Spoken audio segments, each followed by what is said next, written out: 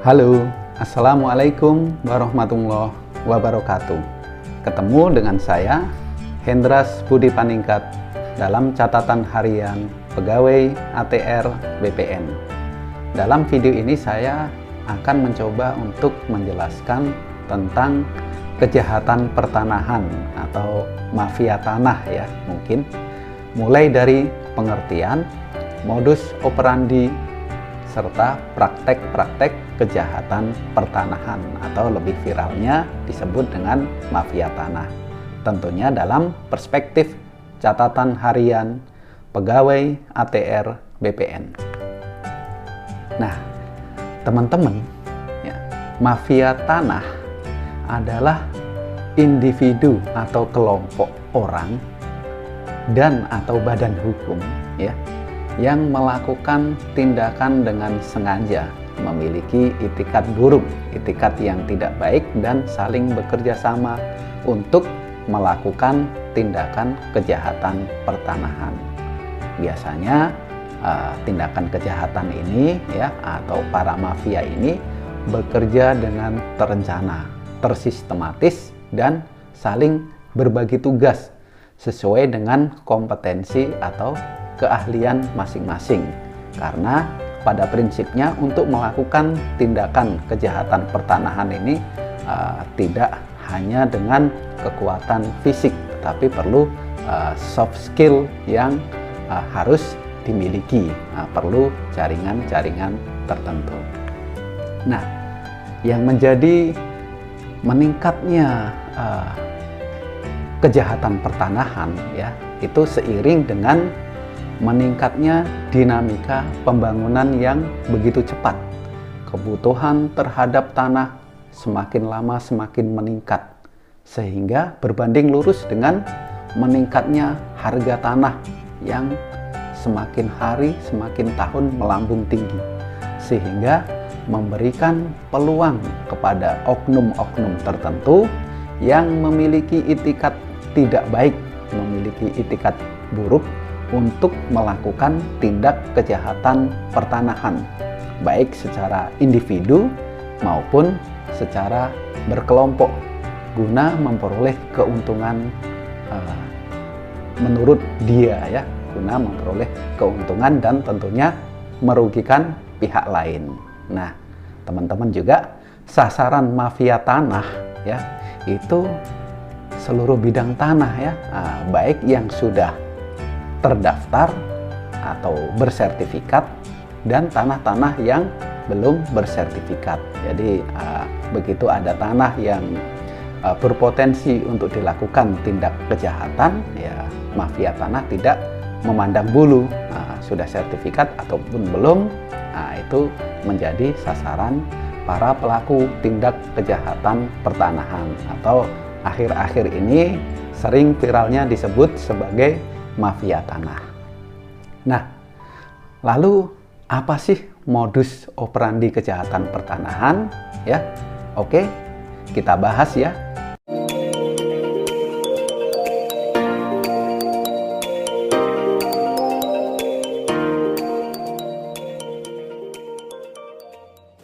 Nah, teman-teman, modus operandi kejahatan pertanahan di sini berdasarkan informasi yang saya peroleh di kantor tempat saya bekerja itu ada beberapa ya. Di sini saya sampaikan. Yang pertama, melakukan pemalsuan dokumen atau alas hak. Terus ada pendudukan ilegal tanpa hak. Terus melakukan pencarian legalitas di pengadilan melalui rekayasa perkara ataupun kolusi dengan oknum aparat ya. Terus ada juga yang melakukan jual beli tanah sengketa di hadapan notaris. Nah, berikutnya juga karena ada hilangnya warkah tanah, nah, mereka melakukan tindakan kejahatan pertanahan. Berikutnya juga melakukan kerjasama dengan makelar-makelar tanah ya. Lalu ada juga yang melakukan rekayasa penilaian tanah dengan appraisal ya, dengan para penilai tanah. Nah, biasanya ini terjadi ketika ada program pengadaan tanah untuk pembangunan dalam rangka pembangunan untuk kepentingan umum. Nah, di sini mulai masuk para mafia tanah atau para pelaku tindak kejahatan pertanahan. Nah, yang berikutnya juga melakukan pemalsuan kuasa pengurusan hak atas tanah. Nah, ini juga sering terjadi. Jadi saya ingatkan teman-teman, kalau mengurus tanah ya, tanah itu kan filosofinya sedumuk batuk senyari bumi ya, walaupun hanya selebar kening ya, tetapi kalau ada masalah itu ya perjuangannya atau sakitnya sampai dalam, sampai di hati. Nah, itu hati-hati dalam memberikan kuasa pengurusan hak atas tanah, apalagi sampai kuasa menjual, kuasa mutlak. Nah, seperti itu, hati-hati. Terus ada juga melakukan kejahatan penggelapan dan penipuan, misalnya penggelapan dalam keluarga, tanah belum diwaris sudah dialihkan, tanah belum dibagi dengan para ahli waris sudah dijual, lalu dijual lagi. Nah, itu banyak modus-modus operandinya seperti itu. Nah, selanjutnya mengenai praktek-praktek kejahatan pertanahan ya. Di sini saya sampaikan prakteknya antara lain yang pertama membuat alas hak suatu bidang tanah ke kepala desa atau lurah. Di mana kepala desa atau lurah membuat alas hak baru, mungkin berupa salinan kiri, surat keterangan tidak sengketa, surat keterangan penguasaan fisik, atau membuat surat keterangan tanah lebih dari satu ya kepada beberapa pihak untuk lokasi bidang yang sama ya. Kepala desa di sini harus cermat dan teliti ya. Kepala desa lurah harus cermat dan teliti untuk mengeluarkan alas hak atau melakukan pengesahan terhadap perbuatan hukum atas bidang tanah. Karena apa? Karena para mafia tanah ini biasanya pintar. Dia melibatkan orang-orang yang berada di pemerintahan desa atau kelurahan, yang orang-orang tua yang bisa meyakinkan ke kepala desa atau lurah. Tetapi saat ini ya, dengan adanya aplikasi Sentuh Tanahku, dengan terbukanya informasi pertanahan ya, kepala desa atau lurah saya lihat sudah berhati-hati dan sudah satu persepsi, satu jalan dengan Kementerian ATR BPN dalam rangka penanganan kasus-kasus pertanahan. Tidak sembarang untuk mengeluarkan atau mengesahkan perbuatan hukum atas tanah. Karena pada dasarnya sering saya juga mendapatkan informasi dari lurah ketika akan membuat surat pernyataan penguasaan fisik ya, walaupun sifatnya mengetahui, tetapi dengan kerjasamanya baik antara pihak pemerintah desa atau kelurahan ya, tentunya akan meminimalisir ya ruang gerak dari para pelaku mafia tanah. Saya harap terima kasih dengan para kepala desa, lurah selalu berkoordinasi dan komunikasi yang baik dengan kantor pertanahan di kabupaten atau kota ya, karena Bapak Kepala Desa dan Lurah adalah pemimpin pemerintah di lingkup terbawah ya, di lingkup desa atau kelurahan. Semangat ya para kepala desa dan lurah. Nah, selanjutnya praktek mafia tanah melakukan atau dengan sengaja merubah, menggeser, bahkan menghilangkan patok tanda batas tanah. Nah, ini tuh saya sampaikan kepada teman-teman semuanya, sobat ATR BPN yang punya tanah, ya segeralah dipasang patok batasnya, dipagar, dijaga, dipelihara, jangan dibiarkan. Tanah Bapak, tanah Ibu sudah bersertifikat ataupun belum, lakukan penguasaan fisik secara nyata. Ya, jangan punya sertifikat, tanahnya dibiarkan sampai 20 tahun lebih, 30 tahun lebih, sudah berubah menjadi kampung, nah, baru datang mengklaim. Nah, sementara petanya tidak ada, orang-orang tidak mengakui itu ada tanah bersertifikat di situ. Makanya dalam Undang-Undang Cipta Kerja itu ya ada yang namanya RRR ya, Right, Restriction dan Responsibility.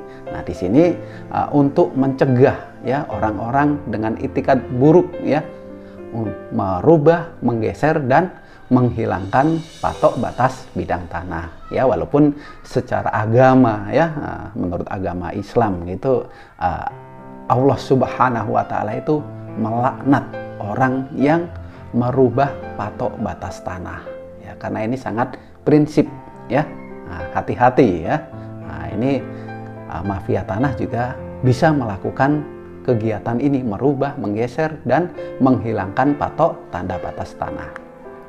Lalu praktek yang berikutnya, dengan sengaja, ya, para mafia tanah atau pelaku tindak kejahatan pertanahan ini dengan sengaja melakukan pemalsuan dokumen terkait tanah, seperti dulu kartu e-gendong, girik, kekitir, petok pajak bumi atau land rente, Verponding Indonesia, ataupun surat keterangan jual beli, ya, kwitansi palsu, kwitansi lama, surat keterangan dari gubernur bupati tentang penyerahan tanah, surat keterangan tanah, SK redistribusi tanah, GS lama, ya, ataupun surat-surat lainnya, ya, ini dipalsukan, direkayasa dengan teknis khusus, teknik-teknik tertentu seolah dokumen tersebut asli. Misalnya kertasnya warna kuning, nggak tahu itu kok bisa kuning, seperti itu seperti apa. Ejaannya juga masih ejaan zaman dulu. Nah, ini harus dicermati, diteliti. Nah, ini yang sering terjadi. Nah, berikutnya praktek dengan sengaja mengajukan permohonan sertifikat pengganti karena hilang.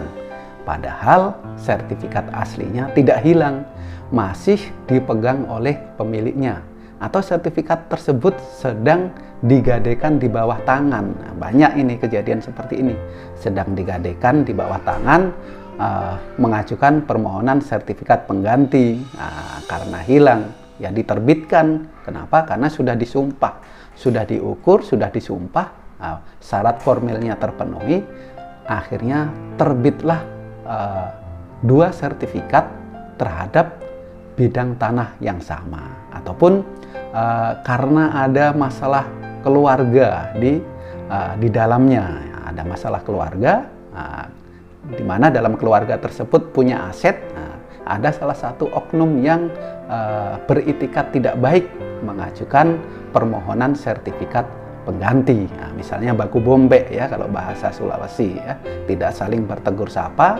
Nah, itu memberikan peluang atau terhadap para mafia tanah tindak kejahatan ini melakukan permohonan sertifikat pengganti. Nah, ini harus perlu diwaspadai dan dicermati, ya.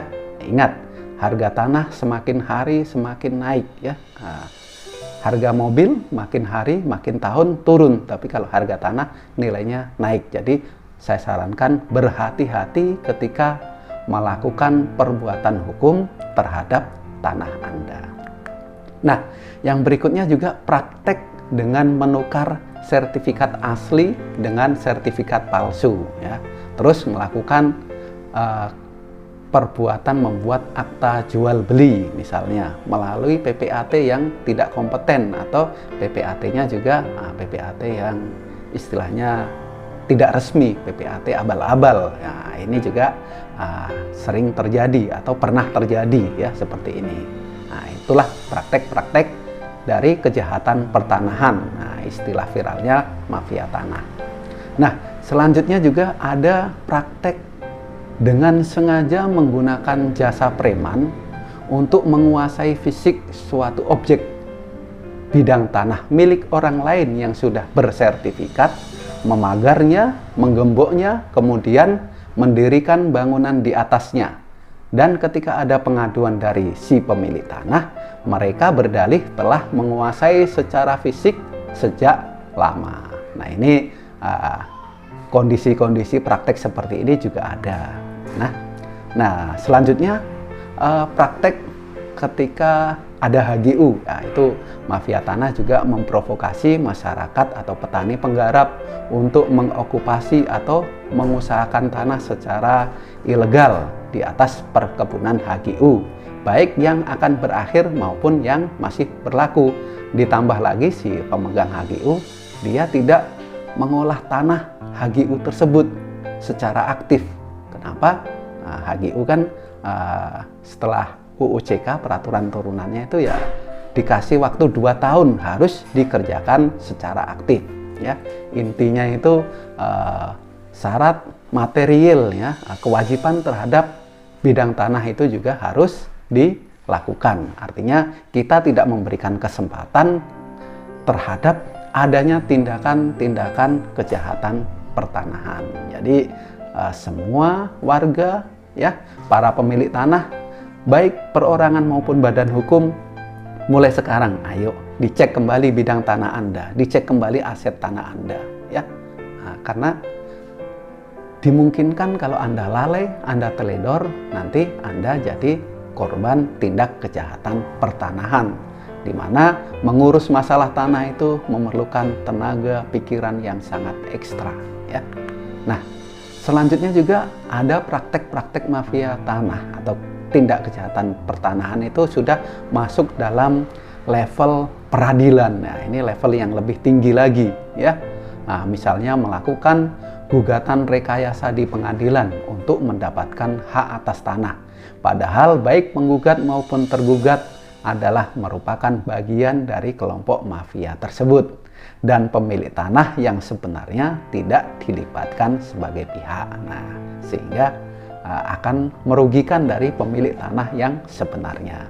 Terus membeli tanah-tanah yang sedang berperkara di pengadilan dan memberikan mohon maaf, suap kepada penegak hukum sehingga keputusan berpihak kepada kelompok pelaku tindak kejahatan pertanahan tersebut.